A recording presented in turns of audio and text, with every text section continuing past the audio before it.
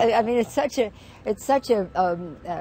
diversion from the facts that it's almost laughable. It's sad. The fact is that President Bush, under his leadership, took us to the brink of financial crisis, a financial disaster. With bipartisan support, we worked together with largely Democratic votes to support President Bush to pull us back from the financial brink.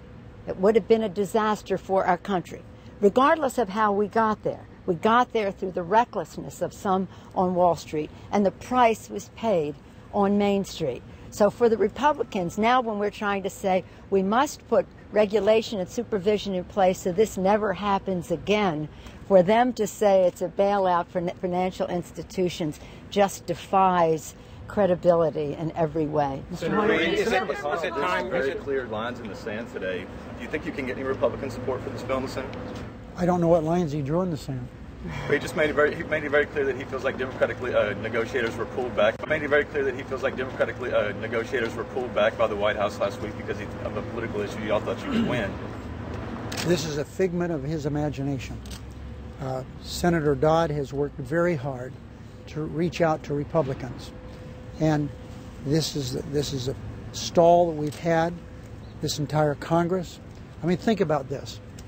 I've spoken to the two leaders from the House. There are more than 300 pieces of legislation that they have passed in the House that are held up in the Senate. More than 300. A lot of them fairly small pieces of legislation that we just do matter-of-factly in years past. They're virtually hamstringing this country from moving forward. And so we're trying to work through that. So for him to draw a line in the sand, is this anything unusual or new? This is what they've been doing all year. We're going to pass financial regulation reform, just like we've passed all of the other things we've done this year, whether it's Lilly Ledbetter struggling to do that, stopping kids from being addicted to tobacco, FDA regulation of tobacco, credit cards, mortgage fraud, national service, health care. All of these we've had to do with virtually no Republican help. Senator Reid, I'd like to make a comment. I'd like to follow up on, if I can, on the speaker and what the leader had to say. Look, there's some people who would like to forget that the Bush administration ever existed. There's some people who like to forget that it was the Bush administration that came down, Secretary Paulson, Ben Bernanke, and President Bush, who asked to give money to the banks, not Democrats. And it was Democrats, however, responded to the fact that President Bush said we have a crisis and we need to respond. We did respond. Frankly, his own party did not respond nearly as well, and if it had been his own party, we wouldn't have responded to the crisis. As a result, we've stabilized the financial community, we've stabilized the markets, and as I said, our economy is growing. We're starting to create jobs, and the stock market value is going up, which is good for people who have retirement accounts in the stock market and mutual funds. So those are good signs. It is not, however, useful simply to look backwards. It's not useful. One of the things they did was clearly they took the referees off the table. We talk about financial regulatory reform, all that. They took the referees off the table. Why? Because philosophically they believed if you just got out of the way of the big banks, everything would be fine. Alan Greenspan has testified before Congress that was a mistake. He's right, it was a mistake to take the referees off the table, off the field. And what happens? America knows when you take the referees off the field, what happens? The little guy gets creamed because there are no rules.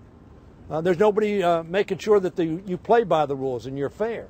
And so what financial regulatory reform says, look, let's put the referee back on the field, make the game fair, and make sure the little guy's not trampled. And we're going to do that. Now, in terms of the politics of it, I think he's right. The American public know this needs to be done. Over 75% of the American public says do it. So I would hope they would join us because the American people want this done. We're going to do it. I want to just make one further point. I want to make one further point as to what the distinguished leaders have said. It was the Bush administration took us to shambles. It was the Democrats who pulled us back from the brink of the financial crisis, as I mentioned. And everything that Leader Hoyer said is true, in addition to which, something he always says as well. It was the Democrats who insisted that the taxpayer be made whole and that the money be paid back to the taxpayer. And almost all of that is in.